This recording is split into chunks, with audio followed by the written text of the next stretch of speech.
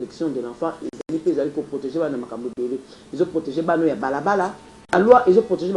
sans discrimination. Moi na balabala, moi na ndundu, moi na koka, moi na azana kati ndako bango tout droit ndenge mokozana muto azana privilégié na droit azate. Ndenge droit o ekopinier moi no ekopinier muto a BBC moi no kati ndako, même loi wana ekopinier moi no a BBC. Muto a BBC moi no azola na balabala, gravement ekopinier muto azui muto liboma topi muto azali kizengi. Esengeli na mutu nyonso tukoyeba mibeko biso toche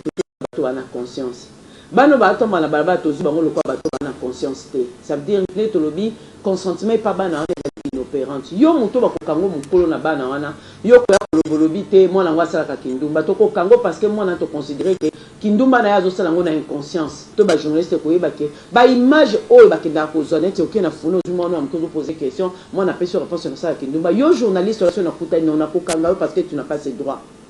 On a droit à dupliquer ba image que l'on a vu, mais il y a aussi la infraction à ma casse aux ali parce que balobi mutunyo surtout aux azali pour zoa. Topé ko kabola image ya moi na muke na nudité na pornographique na ni azali punissable par la loi pour pinyer mi be ko kangai.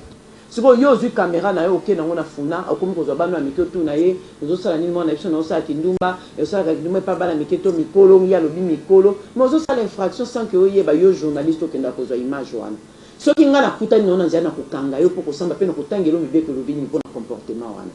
Donc les amis très important mutu ko yeba ke mwana wana zana balabala c'est par ignorance. Les amis responsabilité na biso ya l'état oui mais mwana wana bana babini na balabala na lolenge ebele. Babimi par rapport à l'église qui existe où ils ont carabana bandoki babimi parce que baboti bakabwani batangi responsabilité pas bana bango babimi parce que ba uti na bangambo ya ba guerre ba kimi nzela ba yebite ba se retrouver na Kinshasa babimi parce que bazo ke ko yiba bana na ba province ko na bona Kinshasa pour na ko maltraiter bango. Bon na makambo etali avortement c'est un sujet ezali très délicat. Les sujets moi ezali délicat parce que bazo tambola na ignorance est pas na biso batami beko na bat oyo bazo vivre la mokili. Mboka na biso ezali signateur ya ba accord ebeli ya mikande ebeli. Et quand un pays s'engage en accord, ba accord oyo libanda mibeko oyo utaka libanda ezali ko primer sur mibeko ezali na niveau national. Soki libanda pays signé ba accord ya kolobake baza d'accord pour le makambo protocole de Maputo. Biso mboka faut exécuter parce que le pays a signé accord a signé azali d'accord na makambo mibeko wana ke avortement ya grossesse ou non désirée et puis ça meni moi si ezali droit pour la moi surtout ko ba ko sala payer ko boya ngote pour na kolobake ko na seul bibo tango ba droit niveau international pe mibeko ba loi na niveau international ezolo ba code ya mboka na se. Donc inde sengel ka eloko ba sengel ba yebake ba loi niveau international et primaire ko ba loi nationale et c'est eloko to sengel to yeba. Donc nangina lo ba parla te muto ya kutani na zemi o ekoti na nzela ya viol aza droit okene komona munga ngapona kolongola yango c'est un droit. Moi je suis zemi o ezali la consentement na été ça veut dire zomi par viol na zolo parce que zemi za na consentement te les considéré le quoi ekoti na nzela ya viol. Ezali pe na bakamu susu moi ça uti kobota na césarienne après une nana juice aza na droit kolongola zemi na pona santé na ye pona kobatela nzoto na ye. Mobile azan donc le fondé te kalongoli zemi nanga indépendant non parce que zemi on attend azobota suki asale hémorragie interne na ko fatiki na mwana abota ke atiki na oya uti ko bota matopi ba misi parce ba bota makika parce que zo na bakta beli katale ka bimara mwana ne pas même zemi papa bimara mwana même zemi pourquoi ko bomba zemi wana au ça na ngoni po mwana na benge nini abenga papa wana nani. Donc bakawala nyo surtout faut ko yebake muto akikolongwa zemi wana personne n'a le droit d'arrêter une telle personne. Mwana ake kolongola zemi o tata na ya tiaki o kokange pour na raison ni mwana ake kolongola zemi tata leki na ya tiaki o keso mwana ba ke kolongola zemi ya viol o kokanga ye pourquoi.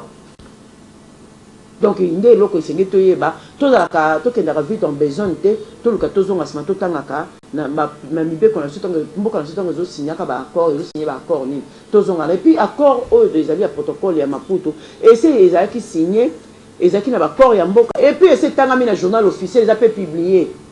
C'est comme mibeko to koboya ngo pourquoi.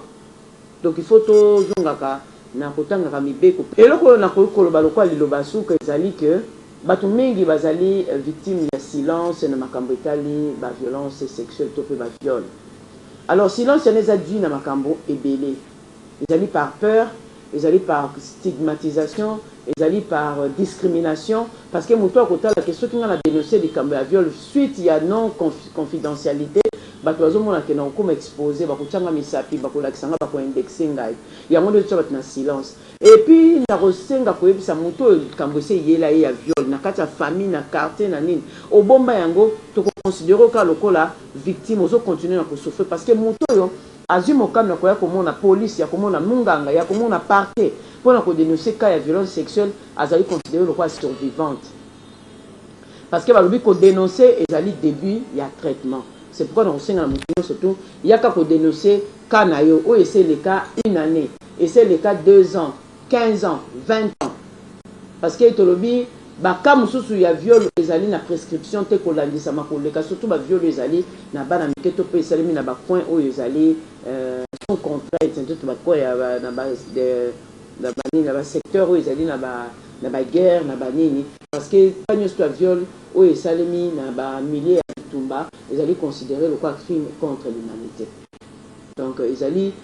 prescrit, ils ont la prescription. Mboula nyo surtout au profond yango. Alors yo toti le levanyam na silence, ozo bomba na le kamona viol, o esale makina église na yo, o esale makina musala na yo, viol les ana milliers nyo surtout na ba église kutu kolobate. Na ba église je dis en général que ce soit catholique, nyo surtout et à la protestant, et à la ba musulman, et à la église des réveils milliers na millions nyo surtout. Mais yo motozo bomba ça la lokumu pour bayebi que ça sert en Christ mais on souffrir longtemps